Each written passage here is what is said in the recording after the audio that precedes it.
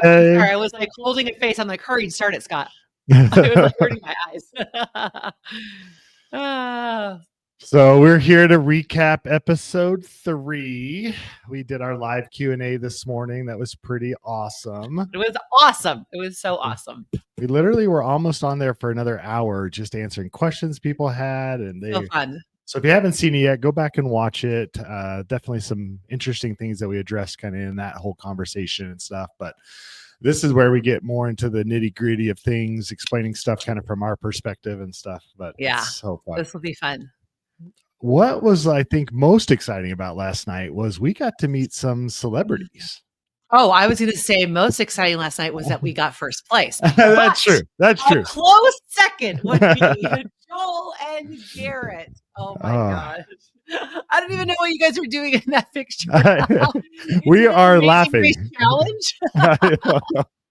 Like legit, they got there maybe like 15-20 minutes before. We had a chance to kind of give a quick hug, exchange some gifts. They brought t-shirts for us. We shared the lollipops that we were so excited about.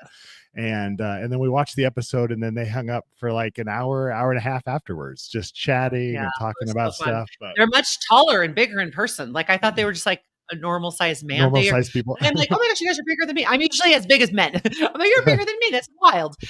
Did you add a video from last night on here? No, I don't have the video now. I mean, again, we're outside. This is like an hour after the show. 30 degrees outside. Freezing weather. And we're going over, they brought their journal. So that's Joel and Garrett talking about their journal. So it was just fun it's fun to meet them, and they're beautiful wives. They're such lovely couples. They were so fun. But then it was just like all the Amazing Race stuff. Like we would tell behind the scenes of our stuff, and they were like, oh my gosh, that kind of happened with us. And like we would tell, because we know their whole season. They got second place in their whole season. And so they're like, remember that one time when we were this one place? We're like, yes. Yes. They're like, this is what happened. I was like, no way. So it was all of the behind the scenes is always fun. I don't care what show you're on. Like I want to know all the Big Brother, Survivor, Summit, like whatever, Circle, Traders. Like tell me everything. Tell me everything. And it's just they have an infectious enthusiasm. They love the show, So it's just fun to have them. They drove all the way down from Idaho to surprise us and come into the show, and just epic. So grateful for those guys. And so then we won first place, and then so that's fair. I mean, winning a leg of the Amazing Race is pretty phenomenal. Okay, that's something I wanted to talk to you about, Scott. I forgot to ask, because you're the math guy. You're the crazy math guy. It's been 37 seasons. I don't know how many contestants. I want to know, out of the 37 seasons, how many total contestants? Let's just say 100 for easy math for me. You're going to say 100, Lori, and I'm going to say out of that 100. How many has placed first? And you're going to tell me whatever, 25 of them. And then you're going to tell me the percentage of what we did last night. So you get on that, and you get back to me later. Well, I have a feeling one of our followers will be able to calculate that faster than I can. So maybe they can reach out and let us know. I don't know. Accepted. Yeah, that's right. You're pretty savvy when it comes to numbers and. But it's not obvious. It's not easy to win a leg on the Amazing Race. And so for us to get close last week in second, and then come to find out, like, I think we really arrived like 20 minutes later. I've got some information about starting times here in a second. And that's what I love about the start of each new leg, is you get to see the starting time. And that's really the representation of how we really arrived on the mat at the end of the previous leg. Right. They do a great job of editing, making it look like we're in a foot race. With Carson and Jack were nowhere near us. So there was like, I don't know, 6, 8, maybe even 10 minutes. We were chatting with Phil at the end of like 3. We'll talk about that more. But it's just so much fun to talk about these episodes with you guys, share some of the behind the scenes stuff. I'm going to share a video here real quick. I'm going to pull this off. This was a little bit of our backstory where they shared again. So at the beginning of leg 3, we get another backstory where they're talking about slogging. So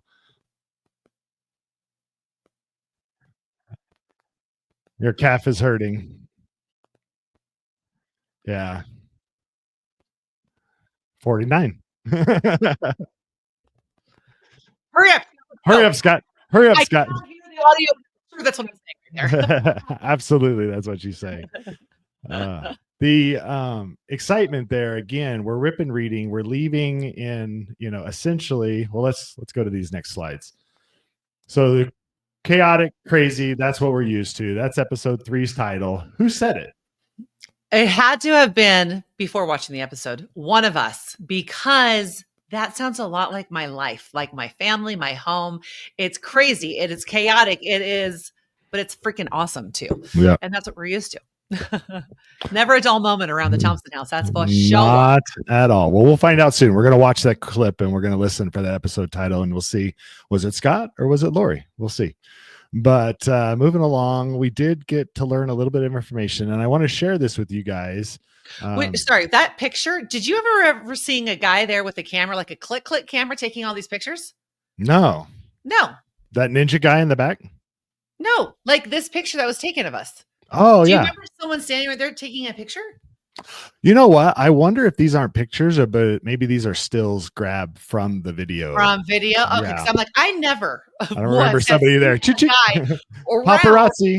Taking pictures. Okay, that makes more sense. It's probably video. That's true. Okay, that's true. All right, we're still in Japan. Same important words to know. We're definitely Konnichiwa. all the important stuff. No, the only one that's important is hurry, drive faster. That's right. That's the most important phrase, especially with the taxis. But we didn't use a taxi at first. How did we get from Osaka to Kyoto? Oh my gosh, bullet train. What a huge bucket list. Not only to be in Japan, but to go on the bullet train, which by the way is so freaking fast. Now, the day before when we were in Japan, driving taxis all around, especially on the freeway, there's like this huge wall. And I kept going, this is so ugly. Like, what is this wall? What is that wall? The bullet train is on the other side of that wall. I'm like, okay, I never knew that. Okay. Now it still looks ugly if you're driving on a car, but on the bullet train side, you just are, it's so fast, so smooth. But the really cool thing is the night before in our hotel room, not a lot to do but watch TV. And lo and behold, bullet train is on. So we watched this movie. Well, two things we watched. One, we watched more sumo wrestling because that's always on. After we had just sumo wrestled, of course we had to watch sumo wrestling. And then the movie that night that was on was Bullet Train. And I remember saying to you, wouldn't it be crazy if we got to ride a bullet train? And sure enough, that was like the Amazing Race gods knew. Premonition. Put it out there.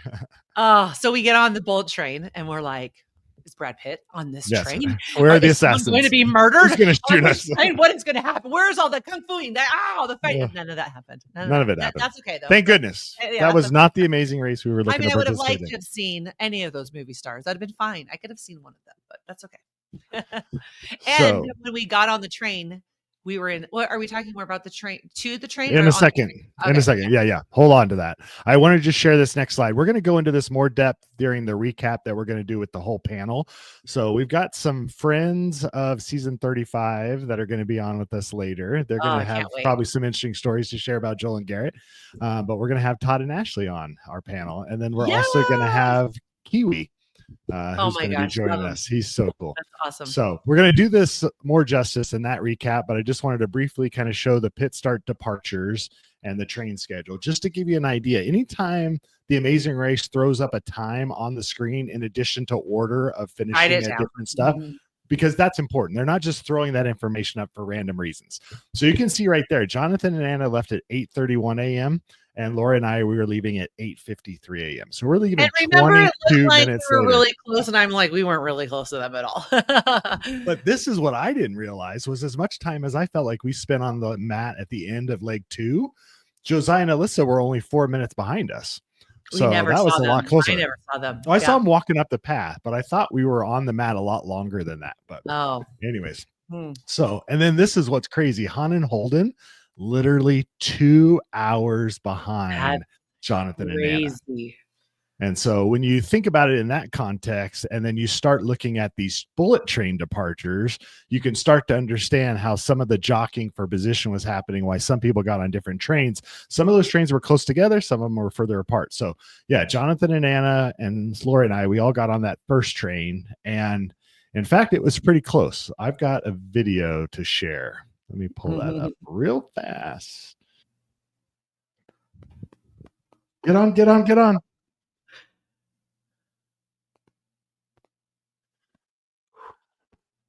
1 minute. We literally Oh had my. 1 minute to catch that train. That's how close we We were. were running. So And tell them about some yeah. of the chaos of When we get to the the train train station, station. there's like a whole bunch of kiosks to buy tickets, but then there's also lines to like talk to a person to get tickets. And I'm like, we should probably talk to a person because we don't really know for sure what type of ticket we need to get for the bullet train. But it was such a long line, and we knew we were frantically hurrying. It was a few minutes at this point. So we go in the little kiosk to go, or in the line to the little kiosk, and we kind of get our tickets. Again, we have to get four. We go over to use our tickets, and the guy was like, "Oh, you've gotten the wrong tickets." And we're like, "Son of a gun! I knew we should have gone to the teller person, so she could have told us the correct train." Anyways, we go back to the kiosk. Such a long line. I'm like, "Can we please butt in front of you? We're in a race. We're behind. We're gonna go." I'm saying all this crap. They let us butt in front of them. We rebuy the tickets. We go to give them the tickets, and the guy's like, "Oh, you've overpaid. Let me get you your A refund. a refund." I'm like, "We don't want a refund. We're fine." We go down those steps as fast as we can, and I even remember waiting a second because I'm like, I can't get on this train and the door shuts without Scott or without our camera audio guy. Like, I'm like, we're not pulling that. Sorry, Danny. We're not pulling Danny on this. That's right. We're not leaving our sound and video guys behind. We've learned that lesson. So we were like, ready? Okay. And we all got it. And then it literally shut. Literally the door my shut right behind me. And if you watch the episode carefully, everyone that's on the train is in regular economy class. We hopped on first class. We didn't realize that, but then we thought we paid a little extra, so we probably deserved that. It was probably okay. It was probably all right. Our little box area only had just a few people, very well dressed businessmen in their suits, and like you could tell it was a little bit more posh.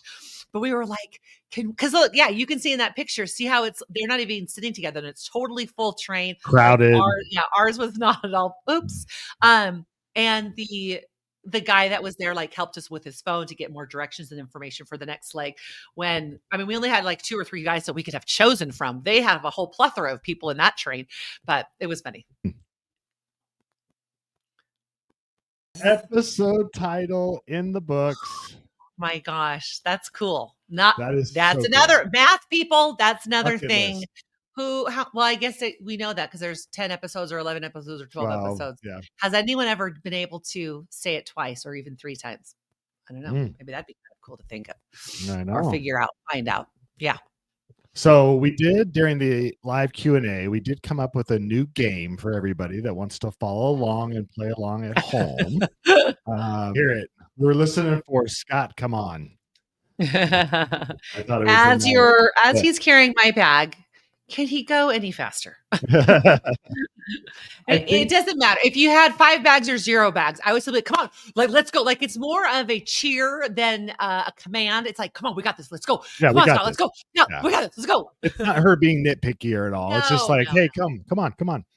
And it was interesting, and I don't know if we've shared this yet before, but during orientation, when we were in LA getting ready to start the whole amazing race, they were going over this whole rule about how we have to stay close. There's a 20-foot rule where if you're beyond that distance from your partner, your camera person will be like 20 feet. And that was the reason why Steven and Annalee kept hearing Annalee say, come on, Dad, hurry up, Dad.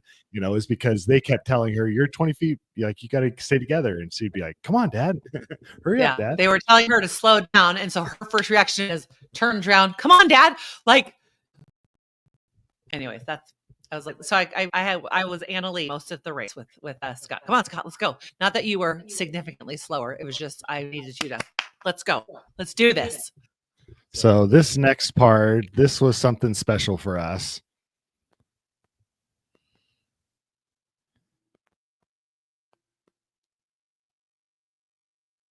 Watch for it. The first time we're in first place. So screenshot that may not happen again. Well, spoiler alert. We did win this leg. Yeah. We did get first place in this leg, but that was super fun as we were watching that last night with all the people at the watch party. Everyone started screaming. Everyone cheered. You're like, yay, we're finally in first first place. For a second. And it's only because we're speed walking through that temple. Oh, we can speed walk. Going as quick as we can. We could have beat any team of the Amazing Race this season. All other 13 teams, we could have sped walk circles around you guys. I love you all, and you're fabulous and amazing at so many things, but speed walking is something Scott and I could probably be in the Olympics for. We are so good. So good. Here's the clip I was looking for a minute ago. Oh, okay. You're back that time. But twice during that short 6-7 second clip, Lori says, Scott, come on, twice. So here's the game. If you're playing along at home from now on, anytime you hear Lori say, Scott, come on, you have to take a drink. Okay. So it's a drinking game. It doesn't have to be alcohol. You drink water, drink a soda, whatever you're drinking.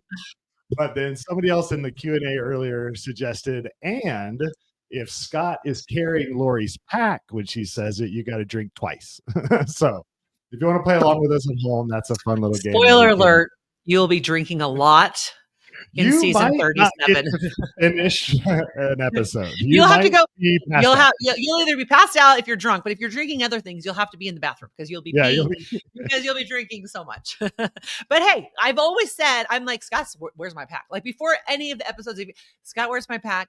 So much, like he helps me so much. Like I totally own it. So I'm not like trying to hide behind that. Scott is freaking amazing, and he is so helpful, so much stronger than me. Like he carried my pack willingly and gladly.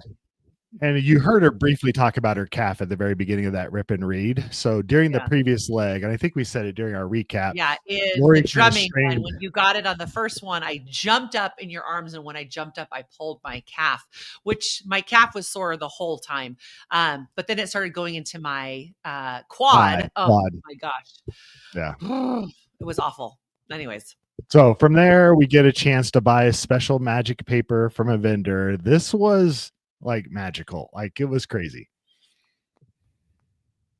I've learned from some of the people on Tar Hub Discord that it's actually Shiramine is how you pronounce that in Japanese. So I learned something new as I was learning about the episode. Quick thing. So we got to the temple, or at that first clue box before Jonathan and Anna.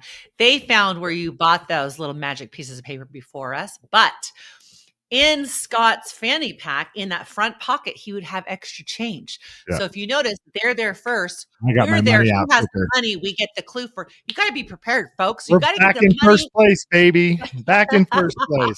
Let's go. And here's where we made a mistake. And I think looking back on it, it took us 2 times to finally learn this lesson.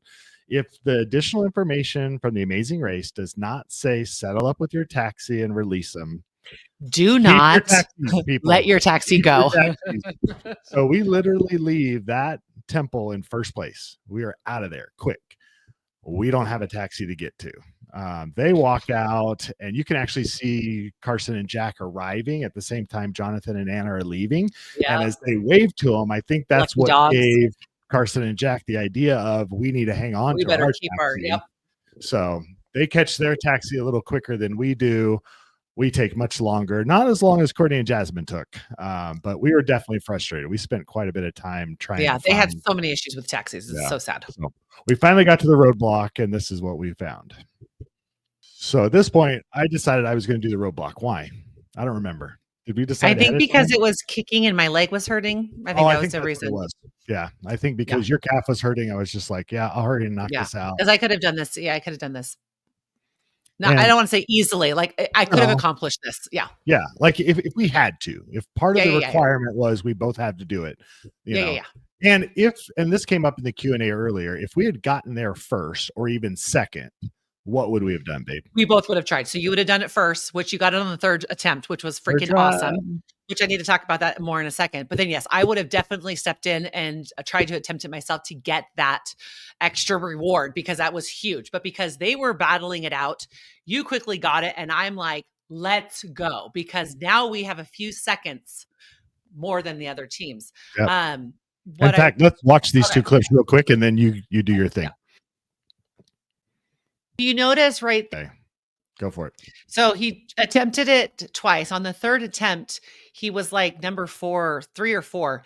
Carson accidentally comes like in that little area. Not by no means is this malicious. It was just the ball went over there. But the guy kind of moved, and Scott almost didn't get that last hit, because where he went, the judge at the time, that was Matt, he was like, "Oh no, you didn't get it." And the other guys that were kicking with Scott turned and were like, "Oh no, he got it. You must not have seen it, because Carson was like in your something happened, but he almost didn't get it." So thankfully, and we were counting, we know he did. But it was those other guys that were like, "Oh no, we had," because they have to touch it 5 times back and forth. Right. And like, Scott, you got it pretty easily. I feel like watching it, the people that were like a little bit more structured, and like they just, you got to be a little bit more loose and kind of just like casual, and not like kick it, like, you know what I mean? I feel like it was and the Kamari ball was a little bit flat. And Mhm. so consequently, you had to kind of adjust how hard you were going to kick it, because you kick it too hard, it flies too high.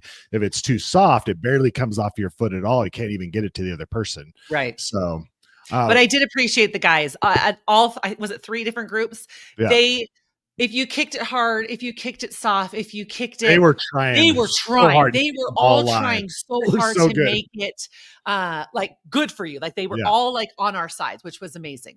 Yeah. So let's watch this. Lori did shoot some video last night at the watch party. And so this is one half.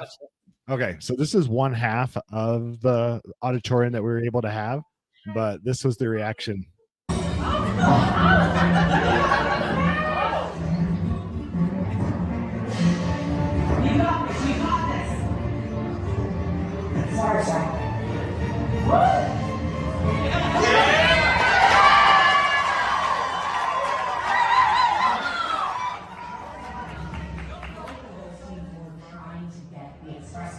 And I mean, I probably could have eventually gotten it, but I just didn't want to waste that time. And I also feel like if we are the first to leave, it puts a little bit of psychological pressure on the other teams. Teams must never.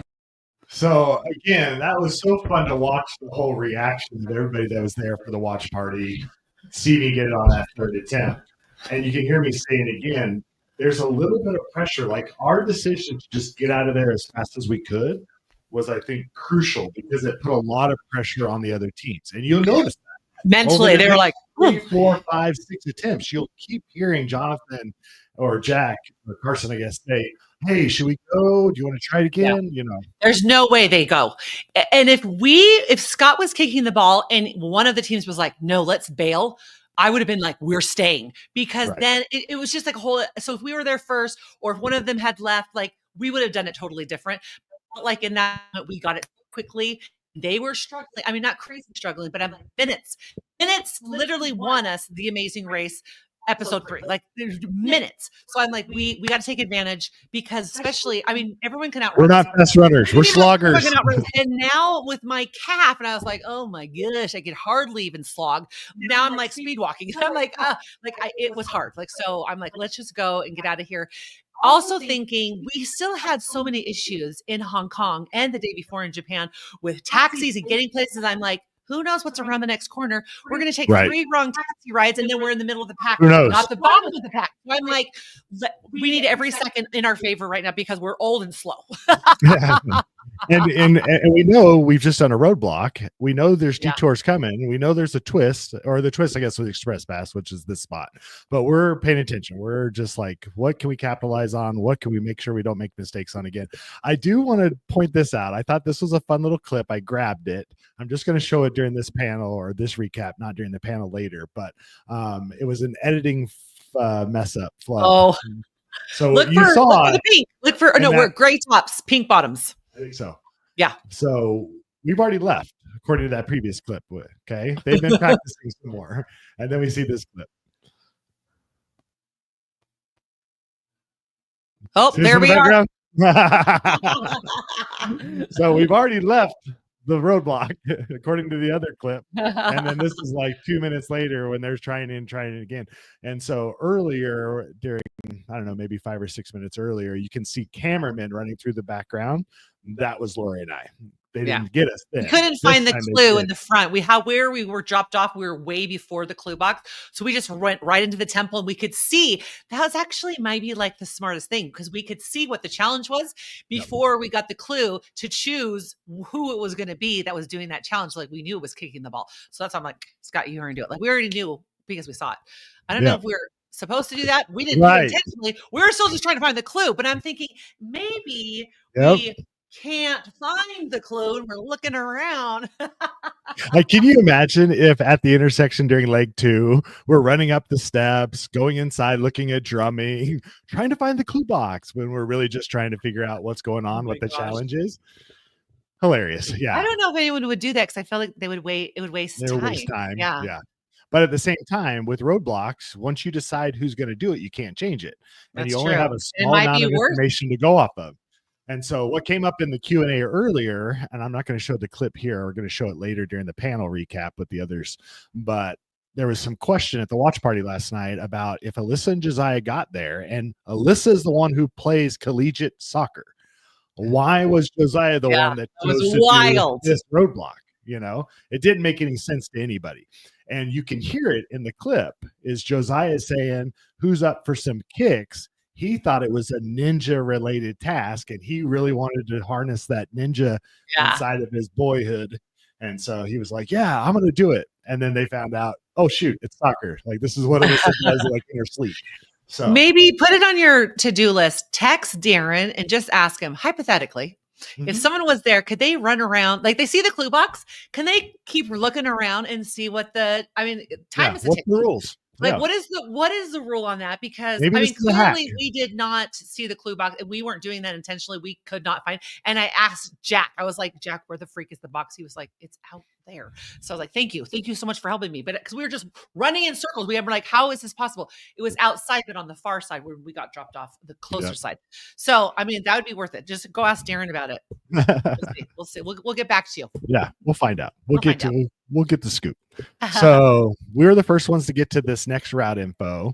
And Lori gives me a little bit of direct information that some people kind of thought maybe she was being bossy about, but I don't take really? it They thought it was bossy? Yeah. Oh. We'll watch it. And I want to explain. Like, I don't remember this. All right. Okay. So that is not a negative thing. No. Scott is known to trip over a flat surface. The smallest little crack. And I'm like, out of this whole area, you found the one crack he is notorious. Whoa. He's always fine. No. What did you trip over? What did you hit? Did your shoe bend? Like, I'm always like flabbergasted. We're hiking up to Mount Timpanogos or doing the rim to rim at the Grand Canyon. I will roll my ankle like 15, 20 times. Oh my gosh. That's a little bit more ground. Well, no, that's more rocky and more understandable. But that was an uneven. It was like dirt with like bricks or lots of slabs. Yeah, like slabs. So he's holding two. And I know he's like this. He's tunnel vision to the clue box. And I'm like, please, for the love of the land, and all those do not fall. There was such a crowd there because they saw the cameras and stuff. So people had hung out because they knew something was going on. And so trying to find the clue box was hard because it was obscured. Because people were standing in front of it. We literally cannot see it. So we finally see it. We finally started making our way towards it and trying to get through this mass of people and the slabs. I was more concerned, not with the people. I was more concerned because I knew Scott was just going to beeline it to the box. And he's probably going to run some people over. And the ground was so uneven. And I saw that because I actually look around when I'm walking. No shade. No shade. But yeah, I might have said that a little bit more serious because we're at the clue box. But I was never. No, I'm not mad at him at all. No, it's just he trips a lot on flat surfaces. Stupid stuff. So when it's a little uneven, I'm very worried. That's extra advice. And I can't carry 2 backpacks, so he has to be in good, healthy condition on this race. Yeah, we can't have me injured. Her calf's already hurting. We can't have me. No. All right, so we get to Fling It. What was the reason why we chose Fling It? Okay, so we knew that the paper folding was going to be faster and easier, but we are in Japan. We have to do this. For our 8 sons, but this is a once in a lifetime opportunity to put on ninja garb. And to get all of that is so freaking awesome. Something real quick. Before we even on the Amazing Race, we have to get everything measured on us. So every single one of those outfits is measured absolute perfect to my arm and my wrist and my neck. Like, so that's why all the outfits have our names on it. Like everything's already sized to. So it's not like size large. Like it is legit measured and It's made Lori's just and for my Scott's. body. Yep. Yes, which is awesome. So we get there. It's so freaking cool to do this. Like to be in the outfit alone. I'm like, And it's hot. please. Oh, it's so hot. It's like, I would say over 90 degrees. 90 And degrees. then we're putting all these clothes on. So it was very hot. And actually one time when I touched one of the things, I'm The throwing like, stars. it looked like I pricked my finger on the star or something. No. It was hot. burning hot. So we tried the stars, easy peasy, lemon squeezy, even the blow dart. The blow dart. We get those stick things. What are they even called? Those I don't rods. know. First of all, I've never seen them in any of those Metal pencils. movies. Like Right. have you seen No those? assassins have killed anybody with metal nobody pencils. has that. That was not in the Bullet Train movie. Oh, nope. And so like the lady's showing me how to do it this way. We're trying this way. We're even trying this way. We did every single way. And maybe if I could get one or two, we're like, we would stay there. We would do it. But to finish this challenge, you had to have a perfect score. You had to get, was it 3 or 4? 3. 3 each of the 3 different weapons. And 3 pencil things. And your partner had to get 3 in the same things. And what they didn't tell you on the TV, it said within a certain time. So not only are you trying to go super fast to get it through this time, but it has to be perfect. Not one thing. So you would see that. You would see them do the pencil thing. Okay, we have to restart. Fall off. Yep. Restart. So their restarts, they're on whatever, 10, 11, 12, 13, 18, but it was like seconds of restarting because it was just the little pencil thing was so flipping hard. So we tried it. We got our outfits on. And I remember when we were taking them off as fast as we can, people were coming and we were like, oh my gosh, they're coming. But they're all coming to do the ninja things. And I was like, everyone's doing ninja. That's going to be, I mean, I hope they get it, but good luck. Cause that's freaking hard. But again, so hard. Everyone had that same mindset as us. Like, to dress up as a ninja and to throw, like how freaking rad it was. It was so rad to do that. But while watching it and we're like, oh, let's choose that. All my kids were like, Dad, are you serious? You're still at the watch party last night. Like, oh my gosh, yes. So then we go right into the origami instead. All right, so let's watch real quick. We're going to talk about switching. Okay. Let me help you to be better, Lori. Like, thank you for that, Scott.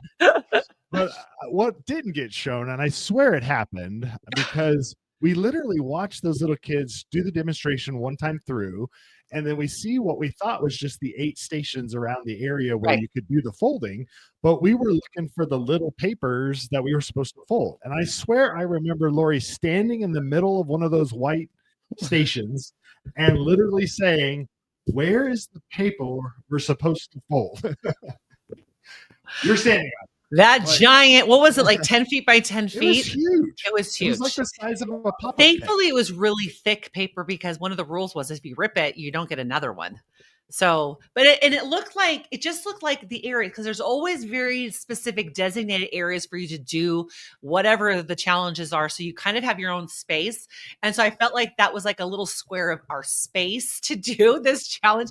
Nope, that was the challenge. It was that piece of paper. Right.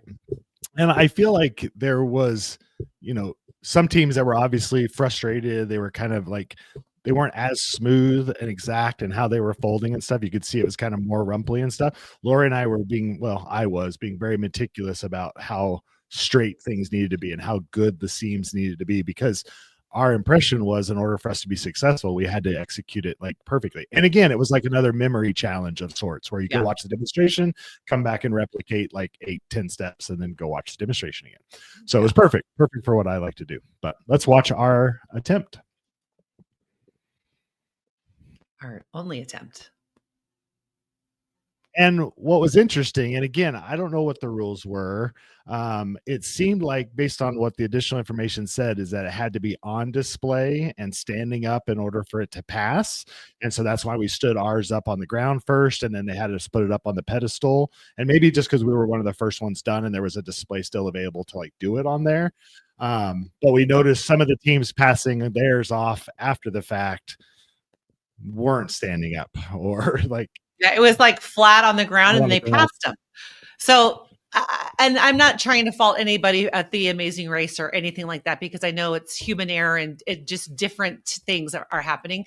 But first episode, the hand is up. I have to.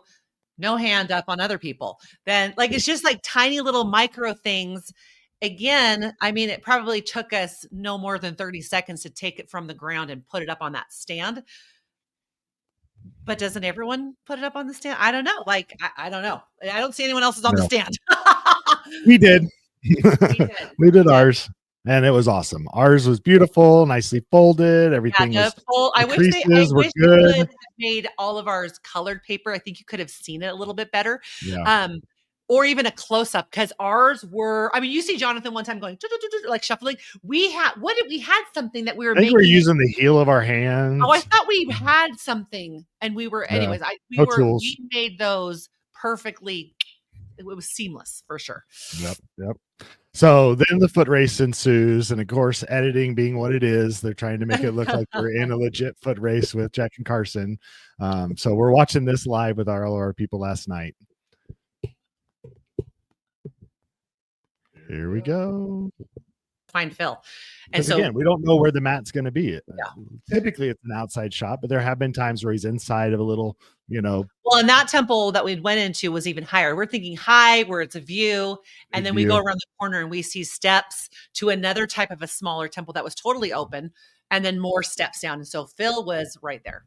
So if you pull up my Google map, you'll see where the interviews are happening, or I marked that location. That's where our taxi dropped us off. Yeah. We come down to that temple from the backside, down those stairs. We actually have to step over what felt like a 3-foot wall on the backside of where that spot was, where the pit stop mat was, climb over that to get on the mat. And I don't even think Phil was expecting us to come from the backside. No. So we're walking and we can see the back of Phil and then the back of some kind of a character for, how they always have someone at the mat with them. We can see the back side of them and we're like, sweet. We don't care if it's the back side, the front side. We just want to get to the mat. Coming to that mat no matter how. Like this 3-foot mat. We got our shoes in our hand. We got our backpacks almost on. And we touch the mat and Phil's like, okay, we're going to time that. That's what our time was. But now put your shoes on and go down this way so we can get your shot coming up. Yeah. So here's the shot. We're going to watch the video. With our shoes magically on. I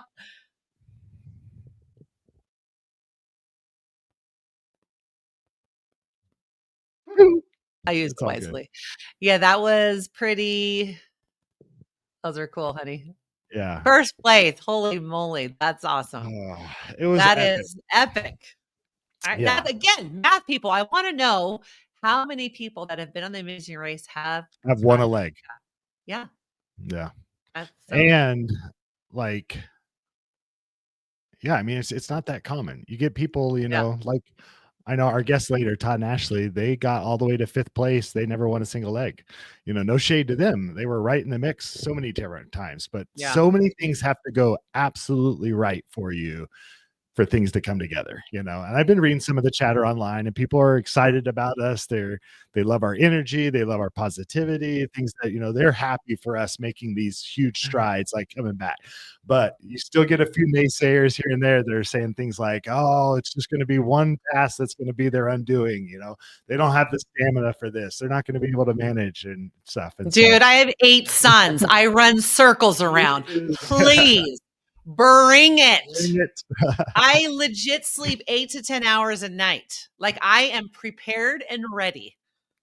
And I'm getting all the food I can at the hotels. That's right. Oh, so man. Something that happened. So we were there for several minutes chatting with Phil, which is always such a unique opportunity to have a moment where it's just you and me and Scott talking with Phil. Like bucket list right there, just to have a few minutes of just chatting with him. It's just so freaking awesome. So we're chatting with him and then we kind of go off the mat area. Oh, sorry. Before we're even there, we're coming up the backside. There is this guy in the brightest orange. Oh yeah. You can even imagine is standing like 3 feet away from the mat. I know that this guy is not part of production. He doesn't whatsoever. work production. We get there and Phil's like, okay, put your shoes on and come back this way. Sir, please, can you walk away? He takes like 2 steps back. Phil, sir, You need to leave this area. We are trying to film something. And again, there's no cameras like right there. Like it's kind of weird. Like if you don't know Amazing Race, like why is this guy standing with this actor like on this mat in this temple? Like it looks weird. I don't know if he knows Amazing Race or not, but there's not a bunch of cameras. Like there's something being filmed right here. There's no cameras around. Right. They're all like kind of hidden unless they're with us. But this guy's just like, and then he like takes his camera. He's like, He's taking everything. Bill is probably like, sir, security, we need security over here. Get this guy out of here. So Get Herman. By the time they moved this guy, then we got up and we got the shot without the guy in full on orange outfit. Oh, sorry. You want to show that? No. While you were talking, I was just bringing up the picture of them. So I did find out from a user on TarHub. His name's Magic Conan 4.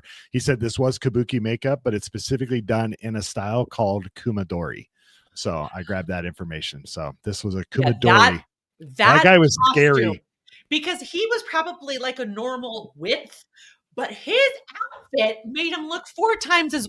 It was a beautiful silk. Oh my gosh, it was breathtaking. Yeah, looked expensive. Like, touch your outfit. He looked scary and he looked expensive, but it was fun. Expensive. Yeah. So yeah, now we're done. We go to a different area. What was I going to say about that, honey? Oh, you were talking about how they had to get security to like escort that guy away because he was like too much in our attention. Yeah.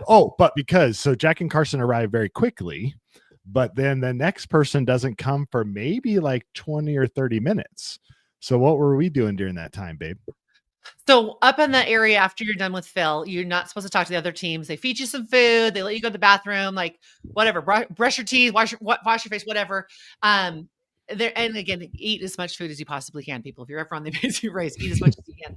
So from where the food is to where the bathroom is the pathway where you can see the temple. So I can looking and I see that there's nobody, like none of the other. No one's in the background. So I ask Francesca. So yeah, I was like, Frankie, can you take our picture? Because like every once in a while they will take your picture, which is so cool. But I'm like, this is a really unique thing that we got first place. Like, you take our picture. So she's taking our picture and she was just all of a sudden, like, she's just like, you can see it on her face. Oh my gosh. And I was like, what is happening? I have no idea what's happening. Let me go get it. And for all the Discord, TarHub, super sleuthers out there, we're disappointed in you guys. This has been in the background of every single episode the entire time. A photo of Lori and I finishing that leg with somebody photobombing us. Bill photobomb. This is the coolest picture on the freaking planet. So we do have a picture of just Scott and I. Yep. And then we have a picture of Scott and I with Phil photobombing us. And then we have another one with Peter, one of the camera guys. So there were several pictures, but I'm like, hello, are you kidding me right now? So of course we had to frame this. Well, I had this frame and I did show my kids and I showed my mom and I showed my best friend. I'm like, look how cool this picture is. But nobody. You can barely see it. Doing this. Nobody guessed that we got first place on this. They just think it's so cool with Phil, which it is. This is the most epic picture. I feel like I won the Amazing Race because just because of that photo that no other team of the 37 seasons, they don't have a photobomb picture of Phil like this. Are you kidding me? This is the coolest thing ever. So framed. Someone earlier in the Q&A was like, you got to make sure you get that photo framed. We did. It's framed. Oh yeah. So cool. So a little bit of a deep dive. We're just going to show a few more journal pages. I've had a lot of requests online. They wanted to see more of the journal, more of the stuff that I'm documenting and sharing. So I want to share that with you guys. I did do a page that was dedicated to each of the start and stop times for each of the legs. And so this shows that like we started leg 1 in Los Angeles at 6:25 p.m. is when they said go on May 18th. And then we finished Hong Kong on the 20th at 1:59 p.m. And our placement at that time, we were seeing number 3 out of 7. So that's kind of what that means. So leg 2 was Hong Kong to Osaka. We showed you that. But then also you can tell based on the time gaps between how much time we're spending between legs in that hotel room. So, one was like 44 hours, another one was like 28 hours or something. But yeah, lots of interesting information there. But this next one. So like I showed you before, I've been mapping our performance on each leg. And this was just because I wanted an idea of like, how are we doing? Are we holding our own? Are we making some mistakes? How can we clean up some of these mistakes? So you can see, and it's all color coded because again, I had 12 different colors pens for my And I wanted to bring 2 pens, but this is a good thing. I'm glad I let that slide. We needed baby blue for the taxi/shuttle. Man. Or I didn't know we were going to ride a train, but I had that possibility there. So that's what the purple was for. And I honestly thought all the colors were for the 14 teams, that he's tracking them somehow. I don't know what is happening. But so this was our performance. So we started out in second, third, 1, 2, 3, 1, 1, 1, 1, 1. That's what I perceived to be our situation at the time. That's what I graphed in my journal. I have since gone back and looked at the actual performance, and that's where this shows. And the red is what I thought we were. Blue is what the actuality was. So there were a couple of times where I thought we got to our taxi second because I assumed Jonathan and Anna beat us, and I thought we were second. But in actuality, we didn't get our taxi till third because Carson and Jack held on to theirs. But for the most part, pretty much consistent from one to the next. But here's something new. You haven't seen this yet. This is first time seeing this. This is new stuff. Lori was like, she thought I was graphing the other teams. I was taking information. So this is small. You may have to take a screenshot, zoom in on some of it. And I'm only showing you part of the pages.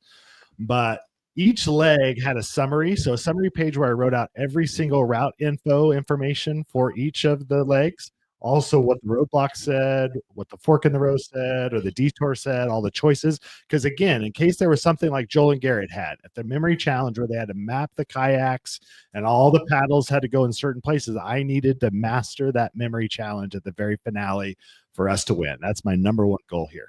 And so that's what at the finale, you can't have your notes. This is all in the hotel, studying and reading and all memorizing of that during that 44 hours of downtime between like one. This is something, I mean, if I would have known Scott was going to be this meticulous at writing everything down about the clues, I probably would have helped more in the taxi situation, because as he's frantically writing as fast as he can of all the stuff, I'm going, hey, tell him to drive faster.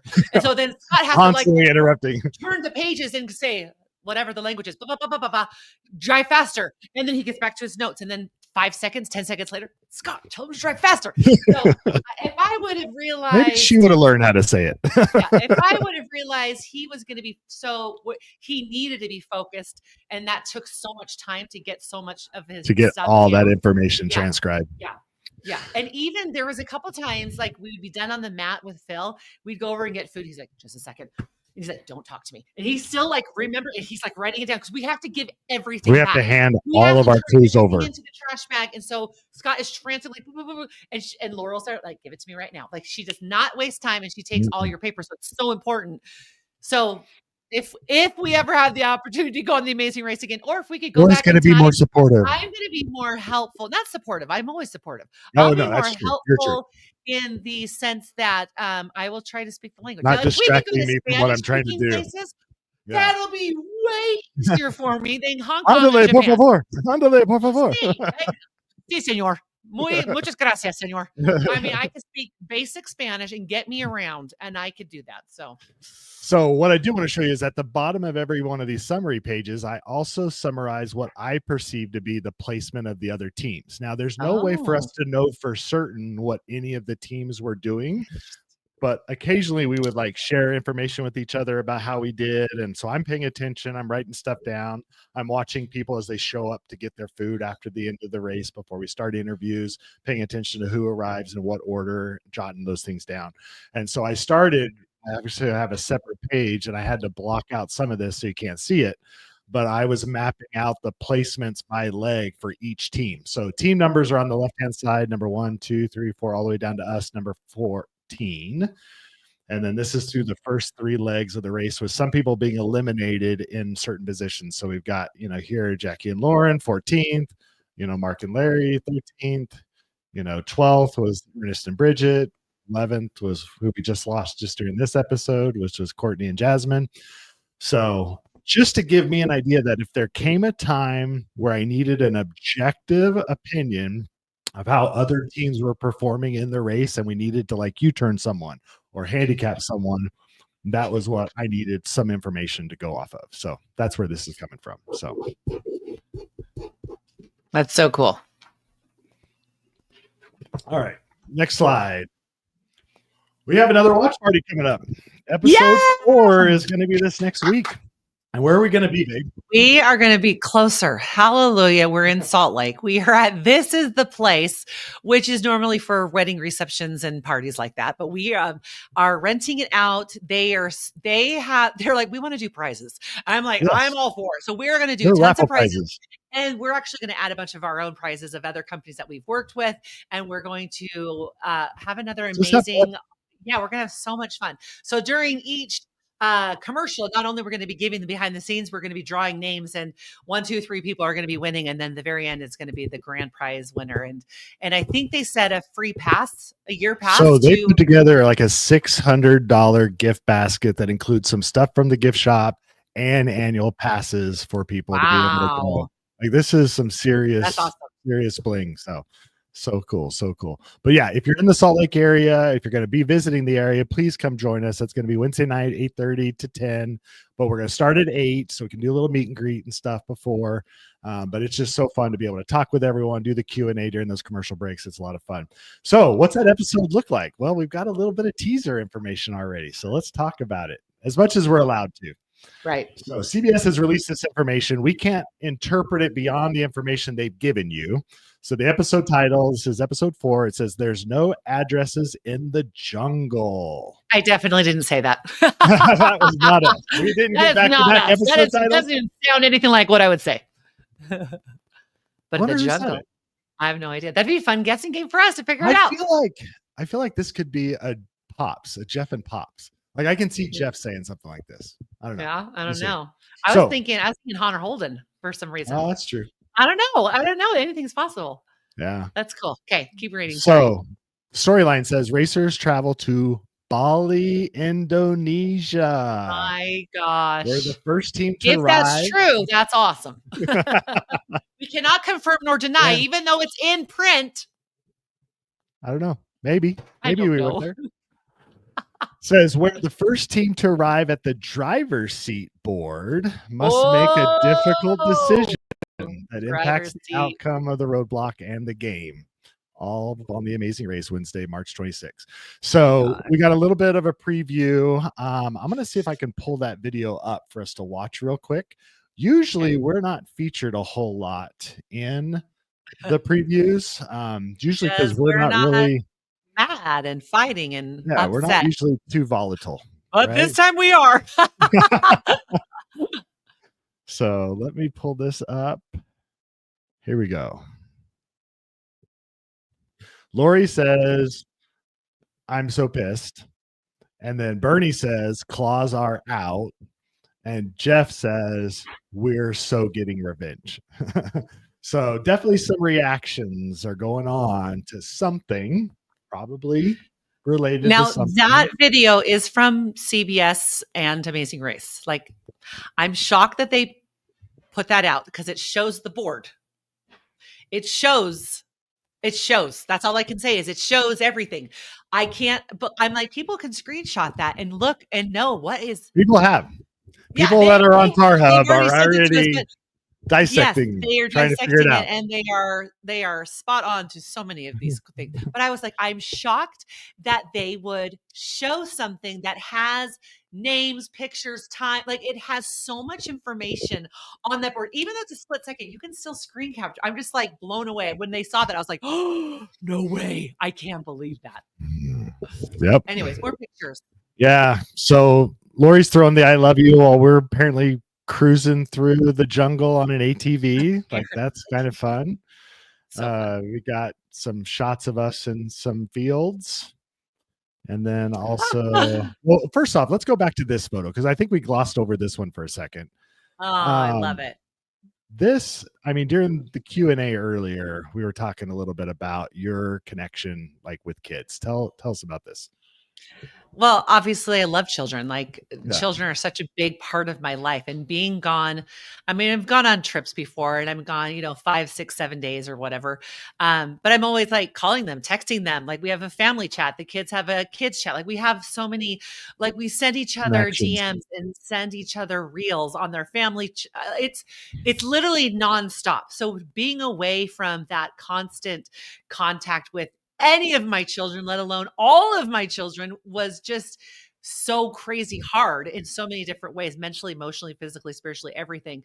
And going to these countries, there's children everywhere. And I Yeah. never missed the opportunity to say hi to them, to Fist wave to bump. them, to fist bump these kids. Like, this was like such a sweet, tender moment, because I'm just like, children, like, I love you, children. Like, it was so Yeah. powerful. It's so cool.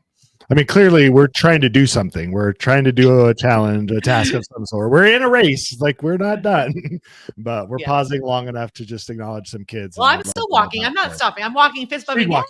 Speedwalking. And that's why I can't wait to watch that part, because I don't remember what I was saying. Like, what's up, you guys? Like, I have no idea. Or am I saying hello and ball? I don't even remember this moment. So when I saw that picture, I was like, oh my gosh, it's like the coolest picture I've ever seen. Like, I love it. I love it. So fun. So more fun. than any of the challenges. Like, that's me right there. That's Iconic me photo. doing something fun. Big smile on her face. Literally happy, sweating our tails off. So hot, you guys. It was so hot. We're in these long sleeve shirt and long pants because of what we were coached on related to the culture. We'll recap that more next week. But we're sweating buckets and tired and exhausted. This is where we literally lost 10 pounds. Lori's got a smile on her face that you can see from a mile away, and I love it. Love that. Yeah. So yeah, those photos, and then they also shared some more of these, but you'll have to see what this is all about by tuning in next week for the episode 4. But it's crazy, guys. We love this so much. We love that you guys tune in and ask us questions. We're trying to respond to as many of the questions as we can that you guys ask, both in the live Q&A, but also in the comments. So if something came up that we didn't address and you have a question about it, ask it in the comments. We'll respond to it. For sure. If you want to join us on the live Q&A, awesome. If you want to be on a panel, maybe with us as a fan, join our hub. The Discord channel is such a great community to be a part of. We're trying to pull people from that community to be on the show with this panel that we're doing, along with former racers and current racers. So we've got so much more content we can't wait to share with you. But for now, we're just going to tell you guys that we love you and we're so grateful. Yep. Thank you. Bye.